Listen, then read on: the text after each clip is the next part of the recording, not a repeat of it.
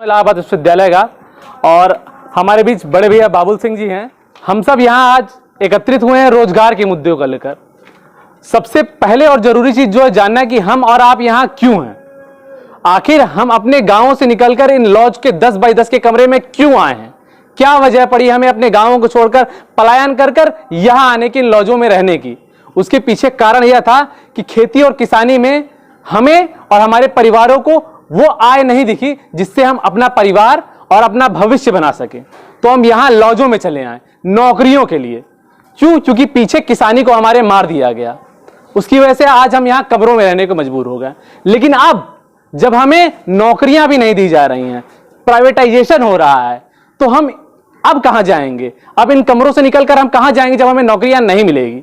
हमारे पास क्या विकल्प बचेगा? तो विकल्प वही बचता है कि लॉजों में बैठे छात्र आत्महत्या करते हैं, निराश होकर, हताश होकर, क्योंकि उन्हें यह लगता है कि जिन माँ बाप के सपनों को लेकर हम यहां आए हैं, कोई अपनी बहन की शादी कराना चाहता है, कोई माता पिता का इलाज कराना चाहता है, कोई अपना अच्छा भविष्य बनाना चाहता है, वो अपने आप के अपलिफ्टमेंट के लिए, अपने भविष्य को बेहतर बनाने के लिए यहां आया हुआ है। लेकिन जब सरकारें नौकरियां नहीं देती हैं तो क्या होगा?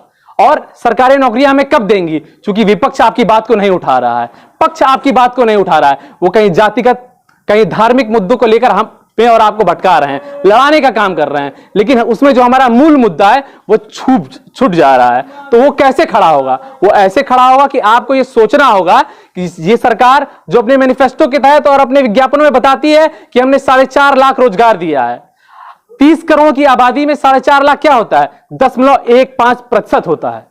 क्या 10.15% की नौकरी देकर इस देश के युवाओं को चलाया जाएगा? जहां 65% की आबादी युवाओं की है इस देश में, क्या ऐसे चलेगा ये देश? कैसे हमारा मुद्दा कैसे एड्रेस होगा? आप बताइए। हमारा और आपका मुद्दा स्वयं खुद के खड़े होने से एड्रेस होगा। जरूरी है कि हम और आप अब सड़कों पर आएं और अपनी बातों को रखें सरकारों के सामने कि हमारे मुद्दे को आपको सुनना होगा, क्योंकि सरकारें 3 महीने बाद चुनाव मोड में आने वाली हैं। और उनके ऊपर दबाव कैसे बनेगा? वो दबाव सिर्फ और सिर्फ तब बन सकता है जब आप स्वयं खड़े हो अपनी बातों को कहने के लिए, क्योंकि पक्ष और विपक्ष आपकी बातों को नहीं उठा रहा है। जब किसान जो अनपढ़ है, जो पढ़ा लिखा नहीं है, वो अपनी मांगों को लेकर रिजिड है, वो एकत्रित है, इकट्ठा है, इसलिए सरकारें उससे डर रही हैं। आज उसने टोल फ्री करा रखा है, आज अपने अनेक मुद्दों को जबरन मनवा रहा है। क्यों? क्योंकि वो एकत्रित है, इसलिए अपनी बातों को मनवा रहा है। आपको भी जरूरत है कि आप एकत्रित होइए, अपनी बातों को लड़कर, अपने हक को लड़कर सरकार जो छीनी और मांगी और बोली आपको देना होगा, रोजगार आपको देना, क्योंकि हर क्षेत्र में नियुक्ति पद खाली पड़े हुए हैं, सारे पद खाली हैं। रिक्त पदों को आप क्यों नहीं भर रहे हैं? क्या वजह है आपके पास? वो इसलिए नहीं भर रहे हैं क्योंकि उन्हें प्राइवेटाइजेशन करना है। रेलवे में पद खाली पड़े हैं लेकिन वो नहीं भर रहे हैं। हमारे पास इतनी क्षमता है कि हम रोजगार पा सकते हैं, हम पढ़ लिख रहे हैं, तो आप अगर वैकेंसी नहीं देंगे तो हम नौकरी कैसे पाएंगे? कोई तो वजह बताइए, आपको ये वजह बतानी होगी। तो इसके लिए सबसे जरूरी है कि हमें और आपको खड़ा होना होगा, सड़कों पर आना होगा। तो इसके लिए हम आप लोग के बीच आए हैं और संयुक्त बेरोजगार संघर्ष समिति हमने बनाई है। मैं चाहूंगा कि आप उस पेज से जुड़े, अपने अपने मोबाइल खोलकर संयुक्त बेरोजगार संघर्ष समिति जो हमने बनाई है उस पर जुड़े, क्योंकि ये मुहिम महीनों से लगातार चल रही है। लॉज बाय लॉज, जैसे हम आज आपके बीच आए हैं, वैसे ही अनेक लॉज में, अल्लाहपुर, छोटा बगाड़ा, राजापुर, तमाम जगहों पर जाकर कैंपेन चल रहा है। रात के 11-11, 12-12 बजे तक कैंपेन चल रहा है। लड़कों को, छात्रों को जगाया जा रहा है, बताया जा रहा है कि आपको लड़ना होगा अपने अधिकारों के लिए। और उसके तहत हम एचआर का गठन कर रहे हैं, मतलब हॉस्टल रिप्रेजेंटेटिव, क्योंकि मुद्दा आपका है और आपके बीच का होना चाहिए। तैयारी कर रहे हैं, आपको पता है, तो जिस भी भर्ती की आप तैयारी कर रहे हैं उससे संबंधित क्या मुद्दा है जो रखना चाहिए, वो आपका एचआर तय करेगा, मतलब आपका हॉस्टल रिप्रेजेंटेटिव तय करेगा। वो हॉस्टल रिप्रेजेंटेटिव बताएगा कि ये भर्ती आ रही है, हमारे छात्रावास के लड़के चाहते हैं कि इसमें ऐसा होना चाहिए, तो वो मुद्दा बनकर आएगा और वो एचआर जो है वो मुद्दे हम तक पहुंचाएंगे। तो पूरे शहर भर में जितने भी, क्योंकि यहाँ 2 लाख से ज्यादा छात्रों की संख्या हर साल आती है, तो ये 2 लाख छात्र कहां जाते हैं?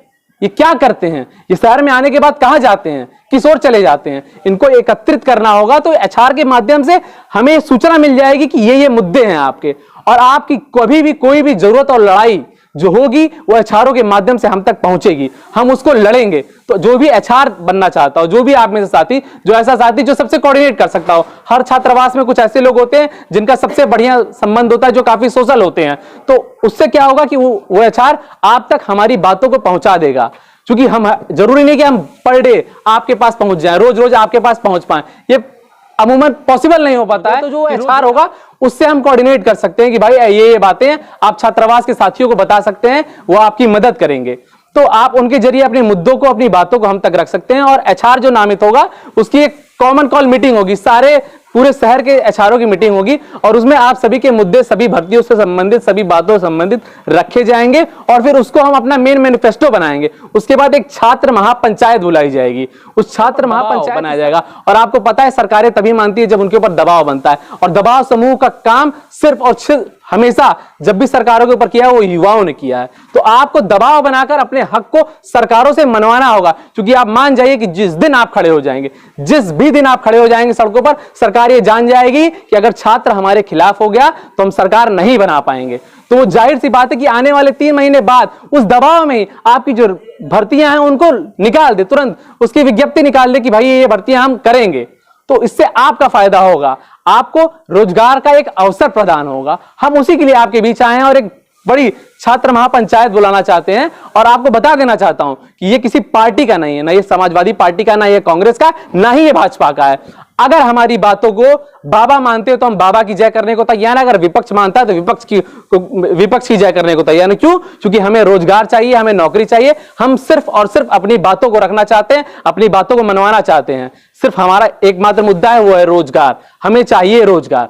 तो इस रोजगार के मुद्दे को लेकर मैं आप सबके बीच आया हूं और मैं चाहता हूं कि जब वो छात्र महापंचायत बुलाई जाए तो आप सभी लोग वहां उपस्थित हों अपनी बातों के लिए, क्योंकि ये आपकी बात है। आप अपने घरों मकानों को छोड़कर, अपने परिवार, अपने संबंधियों को छोड़कर यहां इसीलिए आए ताकि आपको रोजगार मिल सके, और वो रोजगार नहीं मिल रहा है आपको। उसके लिए आपको घंटे 2 घंटे का समय देना पड़ेगा अपने आप को, क्योंकि सरकारें तभी दबाव में आएंगी, कमरों में बैठकर वो आपसे दबाव में नहीं आने वाली हैं। ये बात जान जाइए आप। और किसान आंदोलन से आप, मुझे लगता है ये बात जान चुके होंगे कि सरकारें दबाव में तभी आती हैं जब वो छात्रों को, किसानों को आंदोलन करते हुए देखती हैं, उनके गुस्से को देखती हैं। क्यों? क्योंकि सोशल मीडिया के माध्यम से वो हमेशा आपको डाइवर्ट करती रहेंगी, लड़ाती भिड़ाती रहेंगी, लेकिन जब आप सड़कों पर उतर आएंगे तो वो आपको लड़ा और डरा नहीं पाएंगी।